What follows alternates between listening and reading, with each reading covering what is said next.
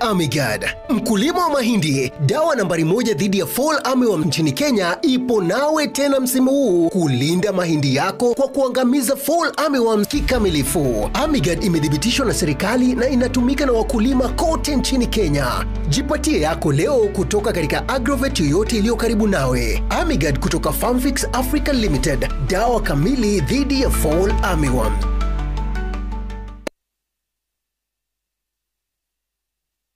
The Council, Senate and the Alumni Association of Dedan Kimathi University of Technology cordially invite you to the 18th graduation ceremony, Friday, 16th May 2025 at the main campus, Nyeri. Join us as we celebrate innovation, excellence and a legacy of industry-ready graduates. From engineering to leather technology, nutrition, computer science, nursing to business, we offer cutting-edge industry-driven and accredited programs designed to deliver quality, holistic and timely completion of study.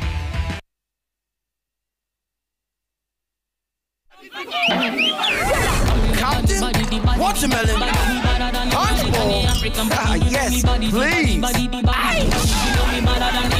Captain, pineapple sizzle, big vibes, banner. Hold up, Tulia. Did he just dip that wing into his captain in cola? Sheesh, love it. However you spice on.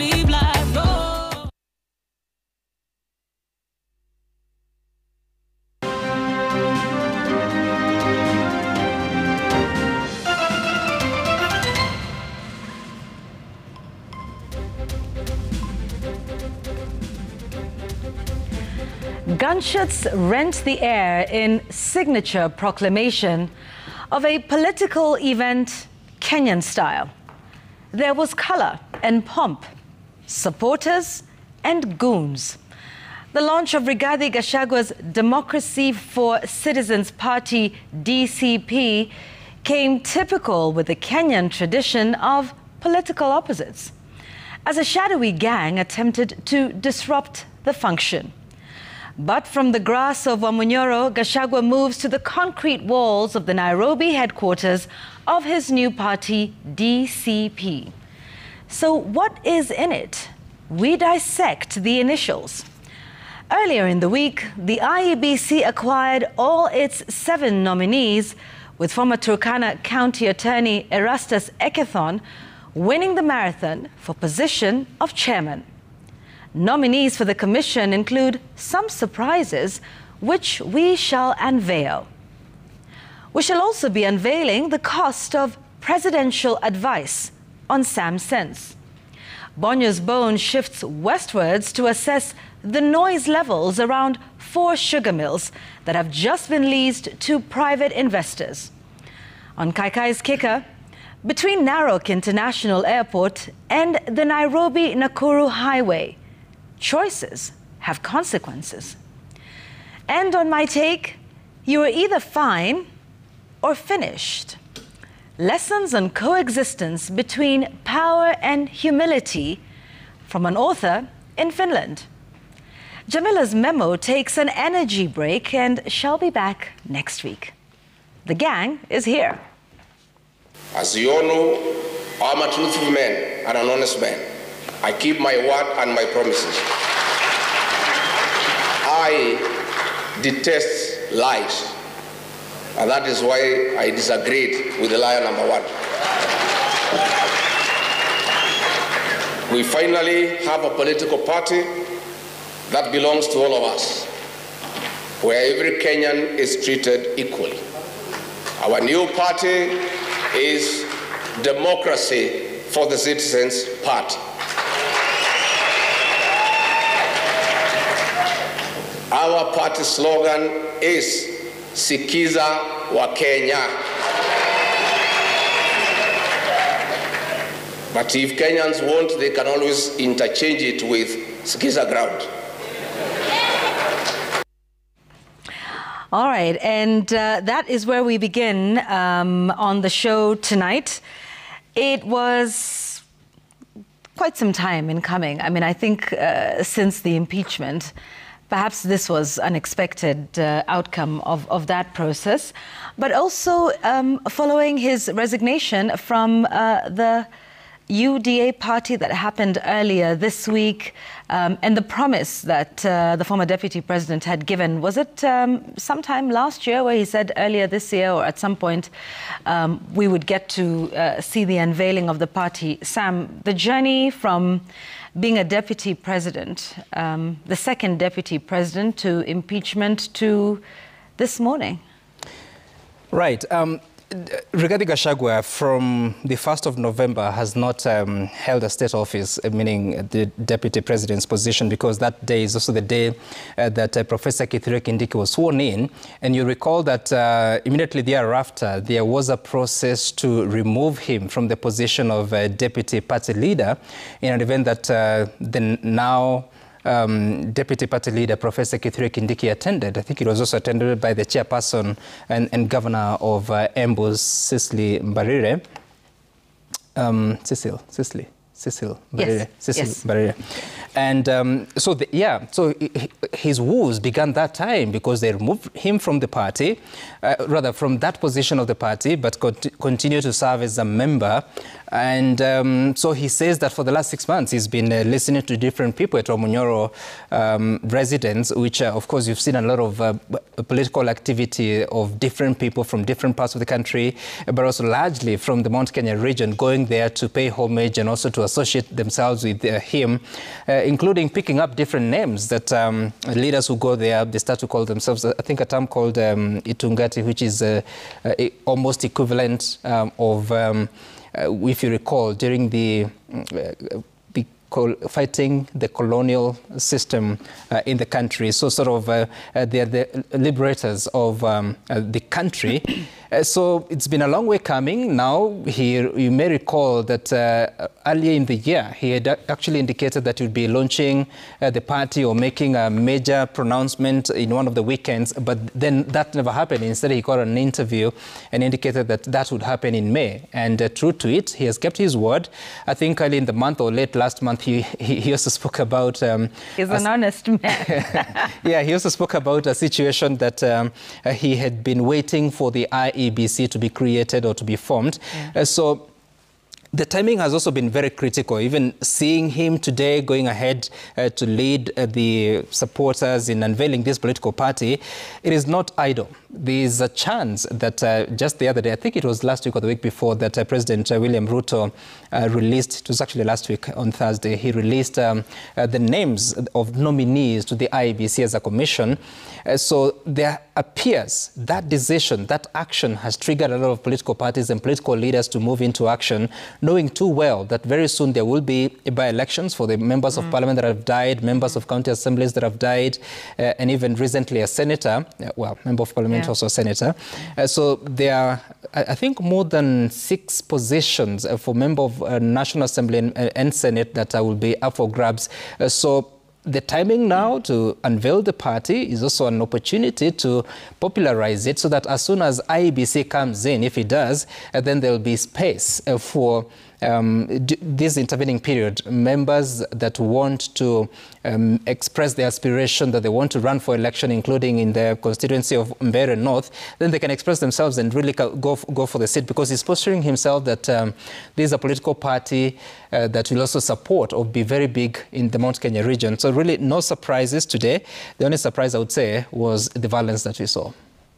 And perhaps not so surprising in, what we have come to be used to in this country, where violence follows, just literally every political event and outing.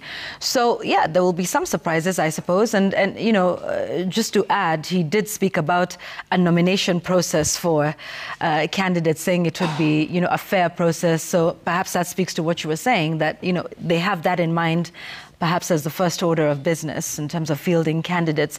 And maybe that'll be, an opportunity for them to test the waters and test the ground and to see just how much they're able to do ahead of the general election in 2027. Then there was the violence, Jay, that Sam speaks about, that, of course, followed this surprising, maybe not surprising, but what was also perhaps something to note was who was present, at this party launch. Some who were dressed in party colors, others who were not. Maybe they were trying to be Chinyamaji. Am I allowed to say that the colors gives an ANC vibe? Yes, by the way. Yeah, because... So it's a replacement. Could be. Because now that ANC is no more. Yeah, because when I saw the colors, I was like, all right. Not very imaginative. It reminds you of Malala of ANC. Exactly. And him being there, I thought probably he carried whatever was left of ANC. But allow me to... Interesting, yeah. Congratulate Rigathi Gachagua. He's corrected his first cardinal and ultimate political mistake. He went into UDA without a backup. Now he has something of his own, which every serious politician will tell you, you must always have a party, either one that is known publicly or one that you keep under the table. In case things hit the roof, you prop it up. So finally, he's ushered himself into the Kenyan political scene. And now there's something at stake, which will work for him. Like you rightfully mentioned, I think it was ugly scenes for an event that lasted less than an hour, and we had gunshots, deeply troubling, but then again not surprising considering that our politics in recent days have taken such a political violent turn in every other political gathering that you have in this country, irrespective of whichever corner. There's always some elements of violence. And this would really call for a deeper look by the political actors themselves, whether this is the kind of picture they want to maintain ahead of the 2027 general elections. But you've mentioned something around the nominations. And I believe this is where the test for a political party lies. We've seen parties which cannot hold after nominations. And political parties are also said to be the special purpose vehicle for a number of politicians in this country. You see them exist very proactively ahead of elections. And like Sam was mentioning, the timing of DCP just when IBC formation is gathering steam is telling, because their political offices, a number of member of parliament positions and county assembly positions that needs to be filled, and this would really test the waters. And for Rigathi to, at the very onset, say that he will have a very free and fair nominations, he knows very well that the future of this party lies in these nominations, how credible they are, and the kind of candidates that it births. Because otherwise, this will taint or make this party ahead of the 2027 elections. But also, let me say that the test of nominations is tied to grassroots elections, because at the moment he has only interim officials. And it would be interesting going forward to see how this party would attempt at grassroots elections. Remember, even the bigger parties, ODM and UDA, they've never had a success at this. So it would be very interesting, the spread of the party. He says this is a party that belongs to all of us. I want to believe he's speaking for Kenyans when he says all of them. And it would be interesting to see the spread in terms of where they will have their grassroots members, and also whether it will hold after that, because grassroots elections is where also test parties. Let's listen to him actually speaking about that and giving assurances to any aspirants who might want to run on the party ticket. So far, we have received thousands of aspirants from all corners of the country who want to run for various elective positions. I want to assure all our aspirants who are willing to vie for any elective position using our party that we have no favorite candidate. The party belongs to the people of the Republic of Kenya. I therefore urge all aspirants to immediately register as members of the party starting now. It is the people of Kenya who give us the candidates they would like to have as their leaders. But you know what's interesting about politics is the sort of tone that you strike depending on where you sit. So, you know, in that we've heard is this party belongs to all Kenyans. You know, we have no favorite candidate. We will, you know, have aspirants from all corners of the country. Very different from what he was saying maybe a year ago about shareholders and who's in and who gets to do what first. But he also goes on to say that he's spent, you know, the last 6 months, like you said, Sam, from November last year, listening. Let's listen to the party leader saying that. Dear Kenyans, I've spent the last 6 months in my Omanyoro residence listening carefully to Kenyans who voluntarily called on me in the village. I've widely consulted Kenyans from all walks of life. I've also engaged in countless consultative meetings and debates with opinion leaders, religious leaders, the business community, Kenyans living in diaspora, the professionals, university and college students, and ordinary Kenyans. I've held countless virtual meetings. I've held countless media interviews on both national, local, and vernacular stations. I've further engaged the young people on all social media platforms, including X and TikTok. One thing is clear, Kenyans are bleeding. They have nobody to hear their cries. Linus? Look, former Deputy President Rigathi Gachagua's career, especially starting from the time of the Gen Z protests, has been anchored on the claim that he is listening to people, on the claim that the government of the day, which he served at the time, was not listening to the people. And this is, can I call it populist, and it works very well for a politician. And it is a card that President Ruto, as deputy president, really used against former President Uhuru Kenyatta. So in trying to paint the government he was serving as deputy president as insensitive, as out of touch, what Gachagua did was to pay President Ruto with his own coin, basically, and try and win public sympathies. That is the time he started calling himself a truthful man. I speak the truth. And he also repeated that today.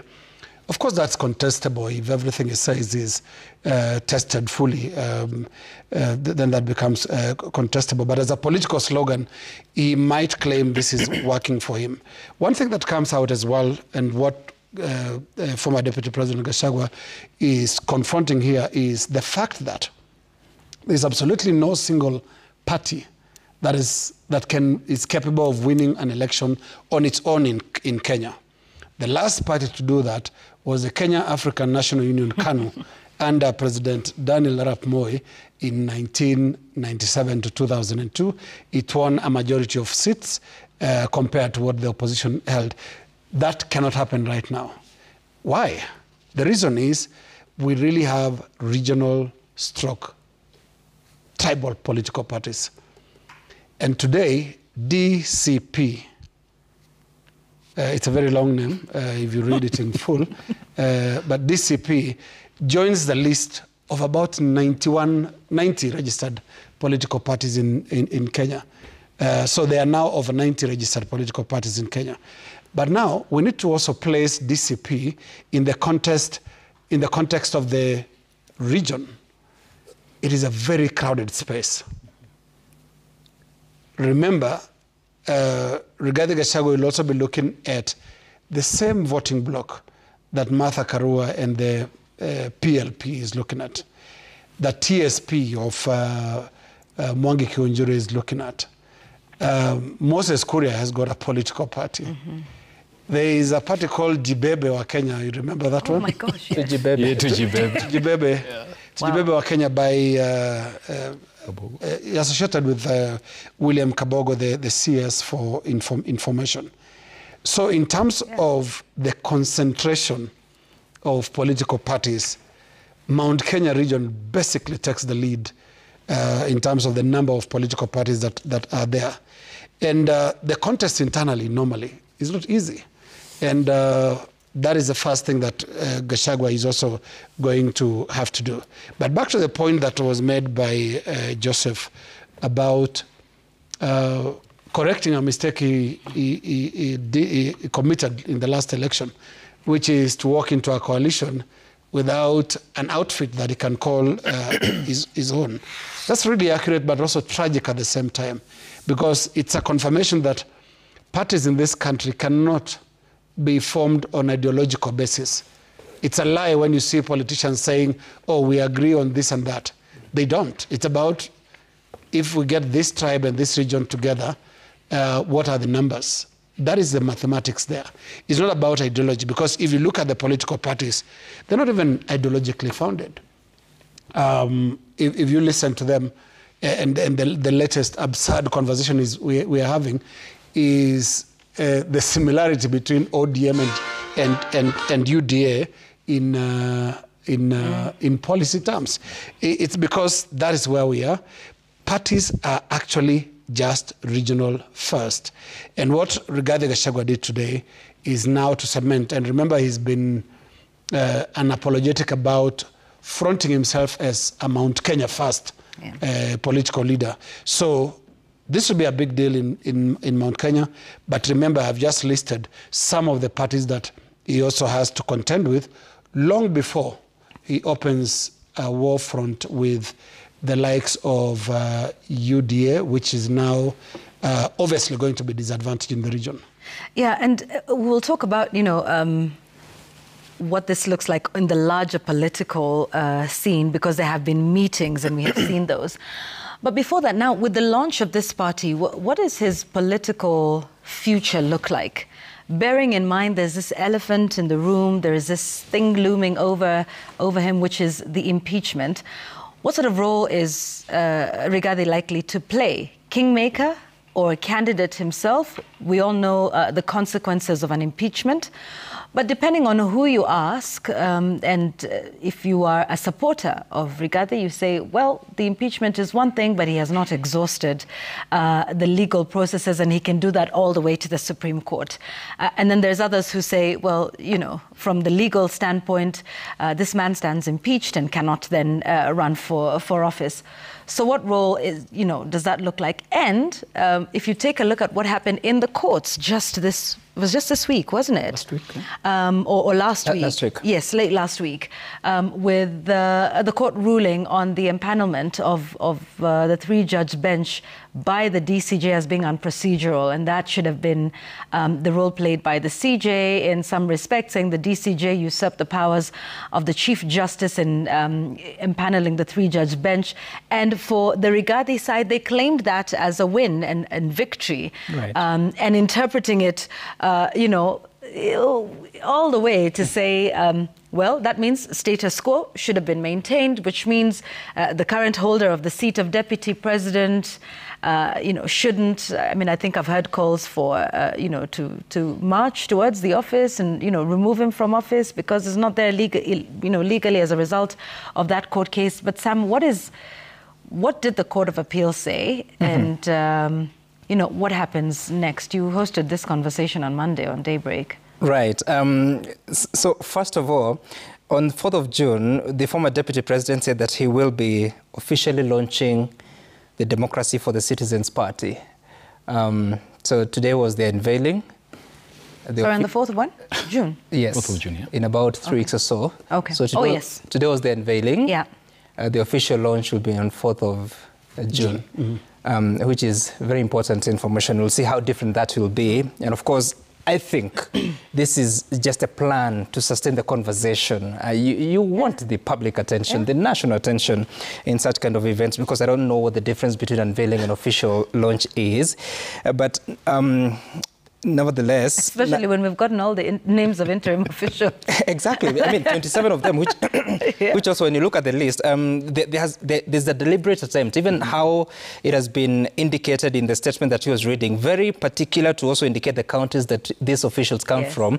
This is very deliberate because there has been a conversation that, and I think is the president who said that the meetings in Wamunyoro and parties that are coming up are tribal. So there's a deliberate effort to indicate the counties of the officials from Kakamega, Kajiado, Kiambu, Kisumu, Kisii, Narok. Well, a good cross-section of the Kenyan counties. Remember that also for a political party to be registered, it must have membership of at least 1,000 in every county, at the minimum of 24 counties, and of course must have opened offices there. So of course we'll be seeing the compliance with those rules to see that DCP will have political party offices in those 24 counties rather.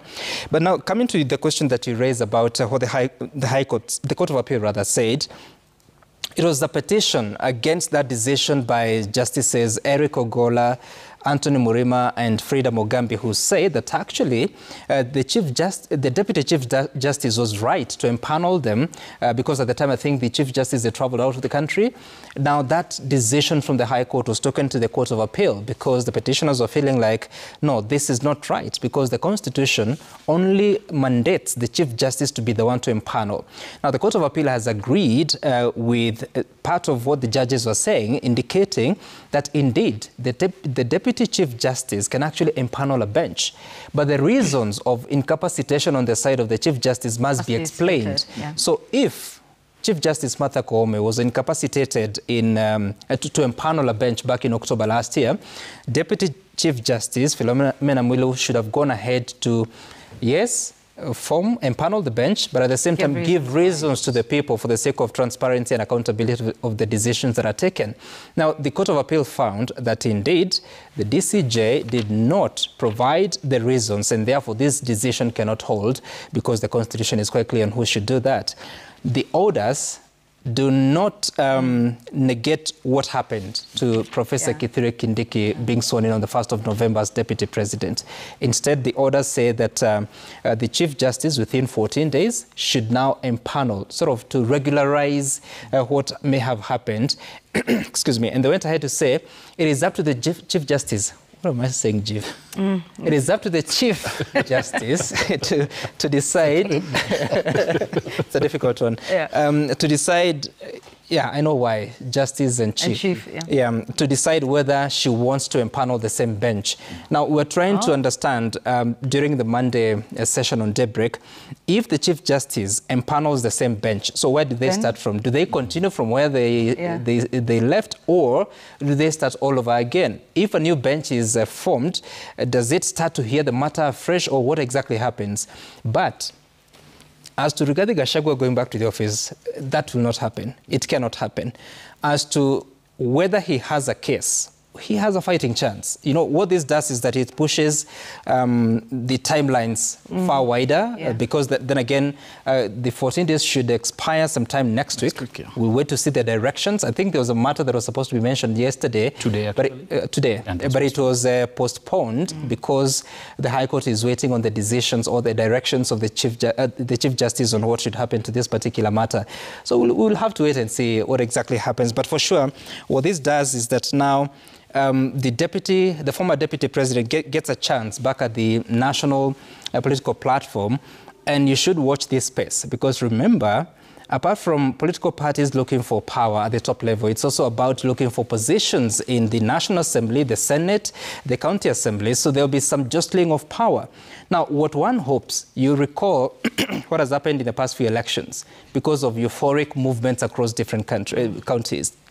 The sort of leadership that we see, yes, skis are ground, but the sort of euphoria we find, it has given us leaders that you'd not say that they're the quality that you need.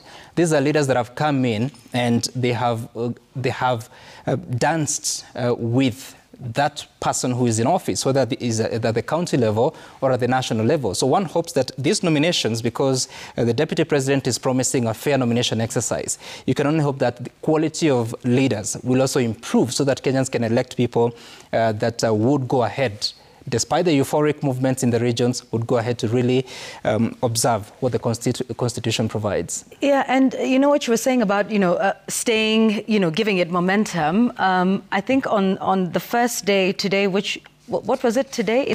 Today's unveiling? Unveiling. Yes. Yes. Even on the day of the unveiling, it would seem those on the other side in UDA are taking notice, because no sooner had this party been unveiled than Kithure Kindiki, the Deputy President of the Republic of Kenya, and a member of UDA party responded. Wale wanaunda vyama, there is no problem. Kila mtu aunde chama, ule anataka kuunda chama, there is no problem.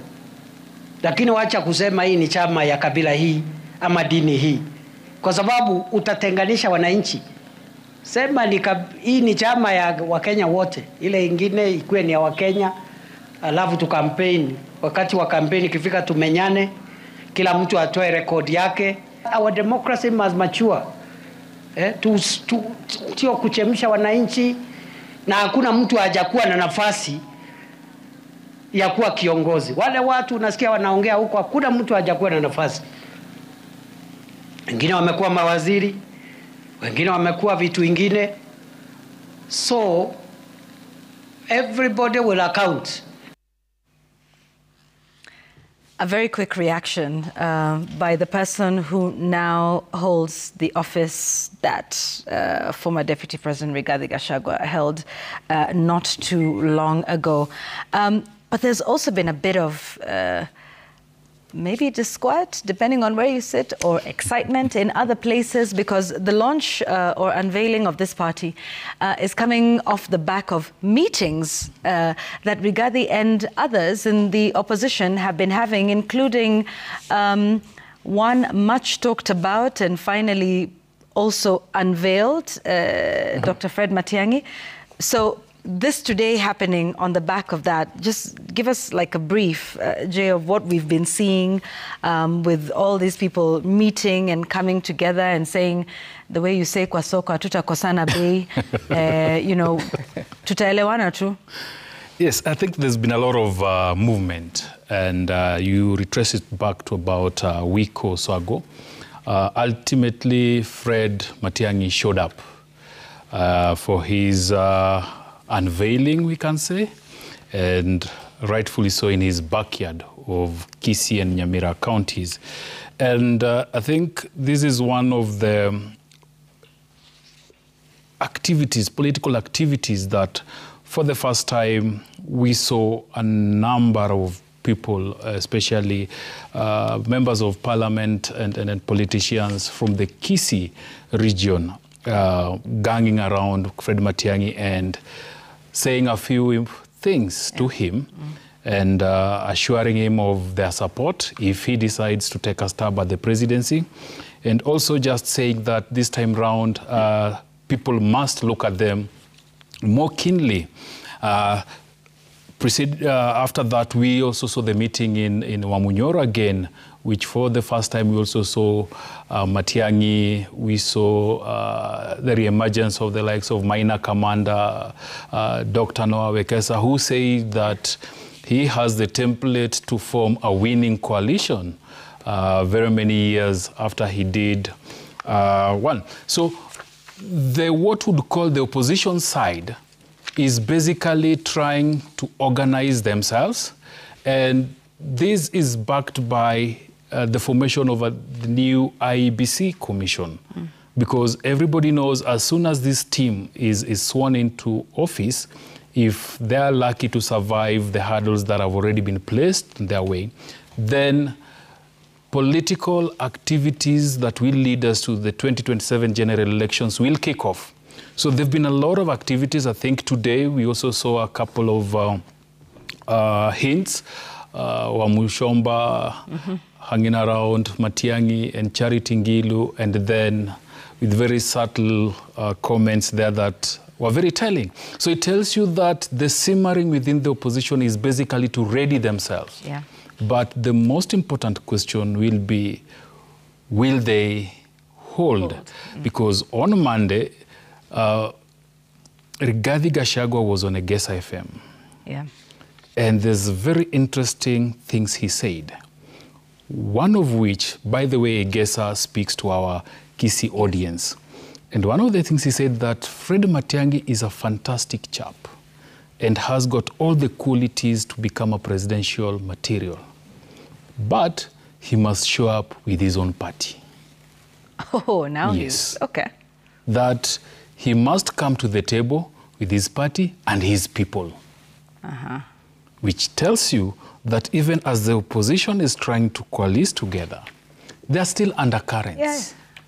Because Fred Matiang'i is yet to indicate which party he's going to run on, if at all he succeeds. But the telltale signs are there.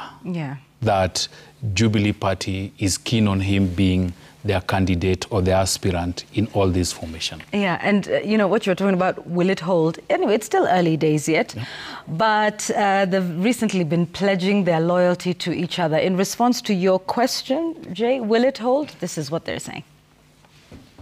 Sisi hatuwezi kosana. Sisi tutaketi tutoe mtumo. So, na tunasema we'll agree.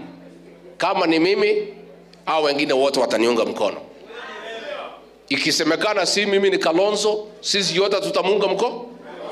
And anyone who's willing to bet their money on our differences, tutakuja kusambaratika mahali, don't put a big bet because you lose your money. We are not going to disagree. We will always agree and find a way. We will make the sacrifices that we have to make. Tujikomboe kama Wakenya.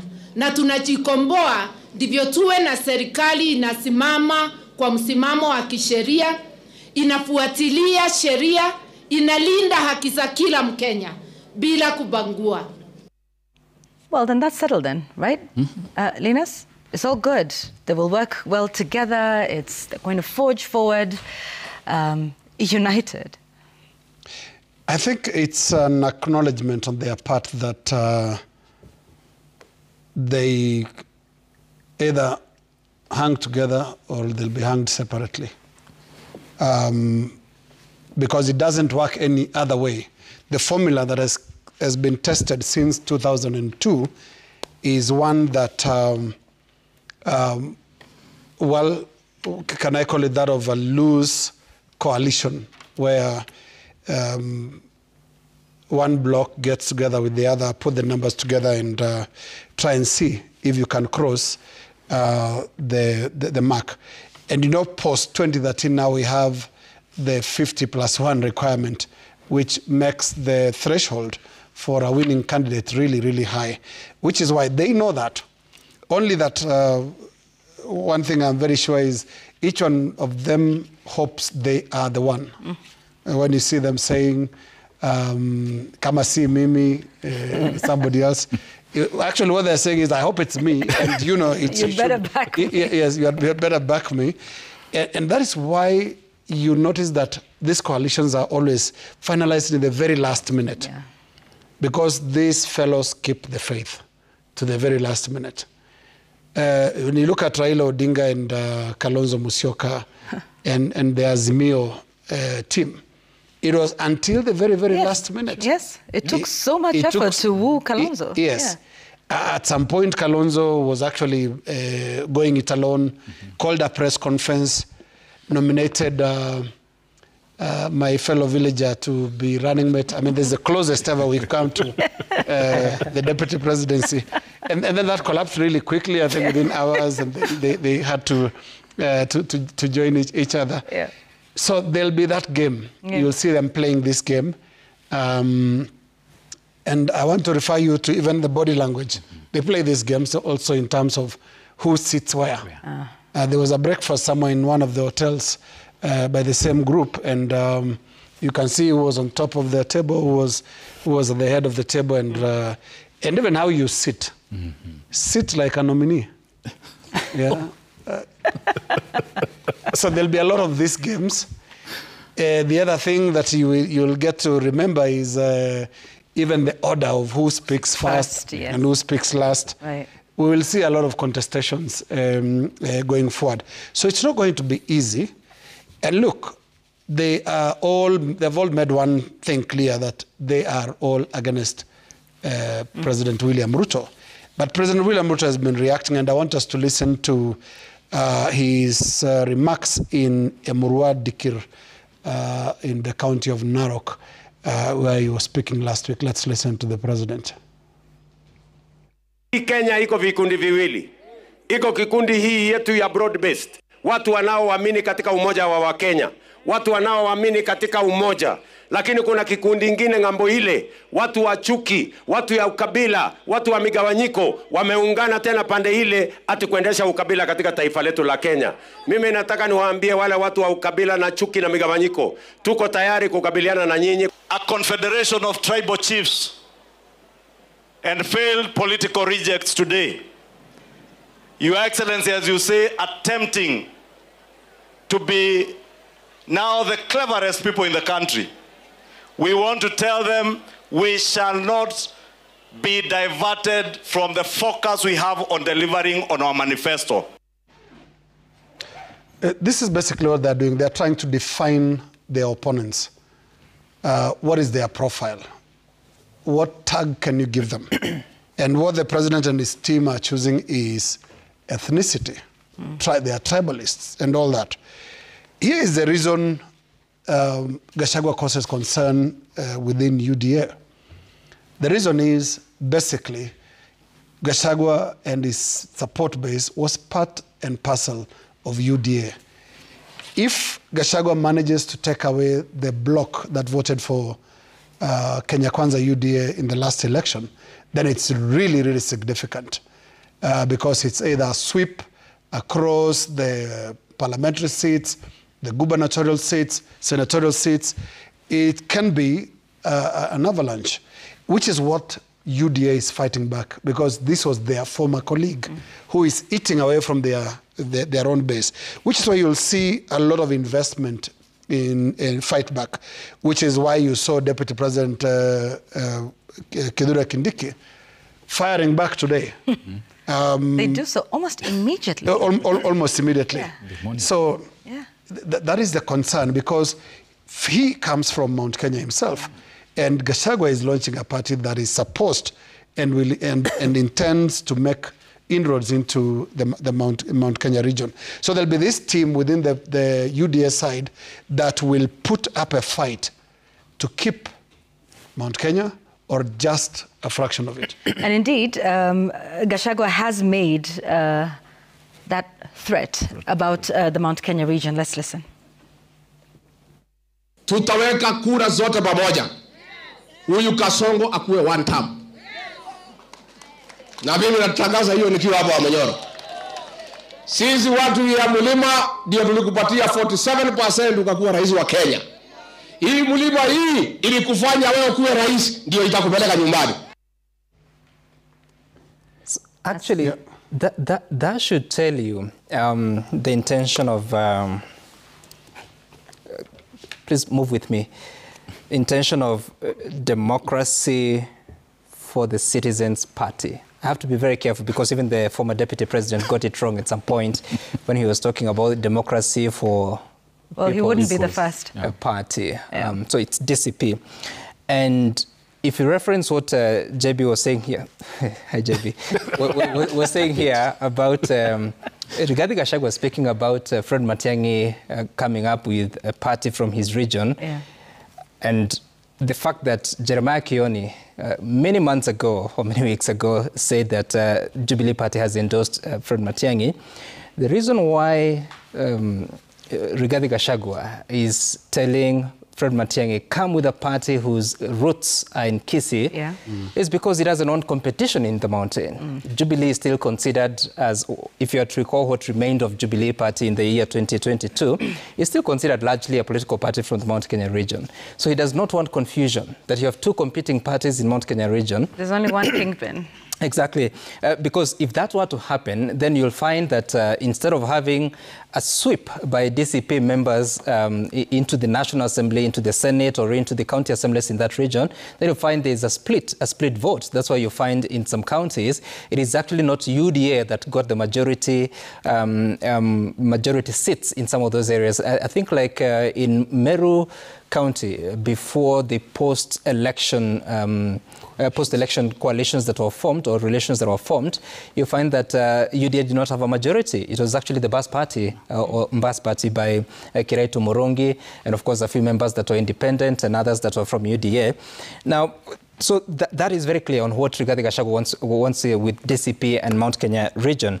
The other question is about, like Linus was talking about, all these interested parties. You're talking about Stephen Kalonzo Musyoka, who since the year 2017, I recall, I think it was in February 2017, he was at the Bomas of Kenya and he was saying, at the age of 63, what would I be waiting to be president? Why would I wait an extra day? And then in the run-up to 2022 election, he was busy saying, I would be the biggest, most stupid person to support Raila Odinga one more term. And you recall the sort of situation that was in the Azimio coalition when they were looking for a running mate.